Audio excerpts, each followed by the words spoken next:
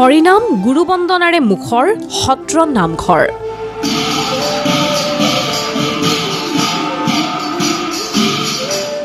শৰাই নৈবেদ্য ধূপ প্ৰদীপেৰে উপাসনা ভকত বৈষ্ণৱৰ। মহাপুৰুষ শ্ৰীমন্ত শংকৰদেৱৰ 457 সংখ্যক তিৰুভাৱ তিথি।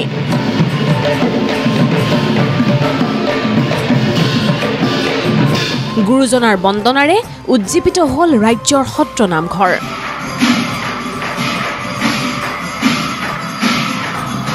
হৰিনামৰ ধ্বনিৰে এয়া যেন দ্বিতীয় বৈকুণ্ঠপুৰী। সোমবাৰে পুৱাৰে পৰাই গুৰুজনাৰ তিৰুভাৱ তিথি উপলক্ষে তালকোবোৱা প্ৰসংগ, মঞ্জিৰা নাম আদিৰ ঝংকাৰ উঠিল ৰাজ্যৰ সত্ৰ নামঘৰসমূহত। জয় গুৰু শংকৰ সৰ্বগুণাকৰ যাকেৰি নাহিক পাম তোহাৰী চৰণে ৰেণুশত কোটি বাৰেক কৰোঁ প্ৰণাম বাৰেক কৰোঁ। গুৰুজনাৰ 457 সংখ্যক পবিত্ৰ তিৰুভাৱ তিথিত এয়া গুৰুজনাৰ জন্মস্থান বৰদোৱা থানৰ পৰিৱেশ।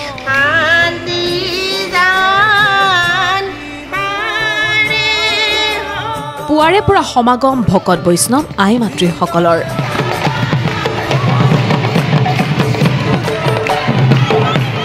দূৰ দূৰণিৰ দৰ্শনাৰ্থীসকলেও বিশেষ দিনটোত কৰিছেহি থানৰ দৰ্শন। নাম প্ৰসংগ ভক্তিগীতেৰে মুখৰিত হৈ পৰিছে থান চৌহদ।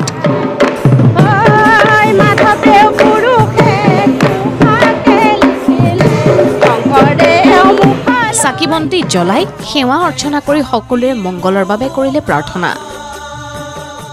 মহাপুৰুষ শ্ৰীমন্ত শংকৰদেৱৰ আশীৰ্বাদেৰে সমগ্ৰ ৰাইজৰ যাতে উন্নতি হয় তাৰে কামনা কৰিছোঁ। দূৰ দূৰণিৰ পৰা যাত্ৰীসকল আহি ইতিমধ্যে ইয়াতে সমবেত হৈছে। খুব ভাল লাগিছে, এটা মানে ভক্তিৰ এটা মানে অমিয়া ইয়াত যেন জুৰি আছে। আমি আজি হাজাৰ হাজাৰ ভক্তগণ একত্ৰিত হৈ গুৰুজনাৰ এই নামঘৰৰ ভেটিত আমি গুৰুজনাৰ তিৰুভাৱ তিথিভাগ উদযাপন কৰিম। সত্ৰপীঠ মাজুলীতো ভক্তিভৰা পৰিৱেশ বিৰাজমান হৈ ৰ'ল মহাপুৰুষ শ্ৰীমন্ত শংকৰদেৱৰ তিৰুভাৱ তিথিৰ এই বিশেষ ক্ষণত।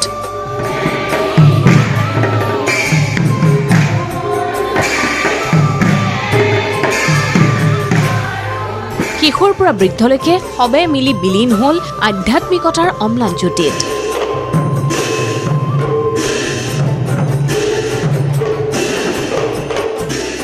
ভক্তিৰসৰ ভাৱত নিমজ্জিত হ'ল প্ৰতিগৰাকী। ফুলতাল মৃদংগৰ লহৰ ভকতিৰ অময়া ঝংকাৰত সৰ্বদিশ মুখৰ। গুৰুজনাৰ তিৰুভাৱ তিথি উলহ মালহেৰে পালন কৰিছে। ভক্তিৰসেৰে সকলো বিলীন হৈ গৈছে।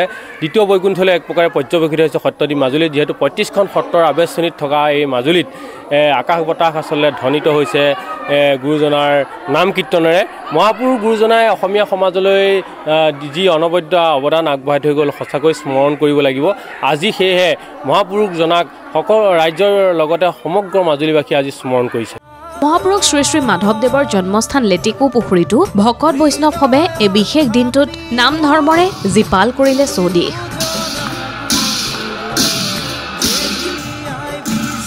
গুৰুজনাৰ আদৰ্শ আৰু মাৰ্গদৰ্শনেৰে অসমীয়া জাতিৰ প্ৰাণ প্ৰতিষ্ঠাৰ এয়া যেন জয়ধ্বনি, যাৰ গুঞ্জন হৈ ৰাজ্যৰ চৌদিশে সত্ৰ নামঘৰসমূহ সোমবাৰে হৈ উঠিল উখল মাখল।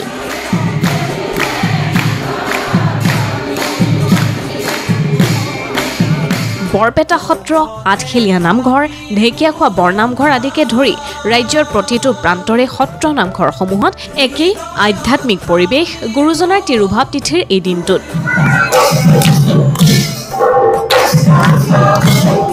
হৰিনাম গুৰুবন্দনা শৰাই নৈবেদ্যৰে কৰিলে সেৱা প্ৰাৰ্থনা। আজি গোটেই দিনটো জুৰি আছে। এই 7 দিন ধৰি বিশেষকৈ মঙলবাৰৰ পৰাই ঘোষা প্ৰথম দিনা 4টা হোৱা হৈছিল ৰাসলীলাৰ পৰা। তাৰ পিছৰ দিনাখন 3টা ঘোষা আৰু যোৱাকালি 6ষ্ঠ দিনৰ দিনাখন 4টা ঘোষা আৰু আজি ৰাসলীলাৰ পৰা 6টা ঘোষা গোৱা হ'ব। তাৰ আগতে মাধৱদেৱৰ নামঘৰৰ পৰা 3টা পদ গোৱা হ'ব।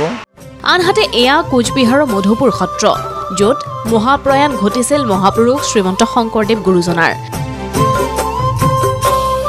গুৰুজনাই জ্বলাই যোৱা বন্তিভাগ এতিয়াও অক্ষৰূপত প্ৰজ্বলিত হৈ থকা এই মধুপুৰ সত্ৰতো তিৰুভাৱ তিথিৰ ক্ষণত সেৱা প্ৰাৰ্থনাত নিমগ্ন হ'ল ভকত বৈষ্ণৱ।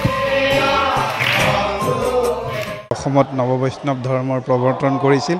গোটেই অসমখনক একতাৰ দলেৰে জাতি ধৰ্ম নিৰ্বিশেষে এখন বৰ অসম গঢ়াৰ সপোন দেখিছিল। আমি আজি এই পবিত্ৰ মুহূৰ্তত গুৰুজনালৈ মোৰ সশ্ৰদ্ধ প্ৰণাম জনাইছোঁ। গুৰুজনাৰ লগতে আমাৰ অসমীয়াৰ পৰিচয় বিশ্বৰ বুকুত আমি দাঙি ধৰিব পাৰোঁ। Bureau report ND24।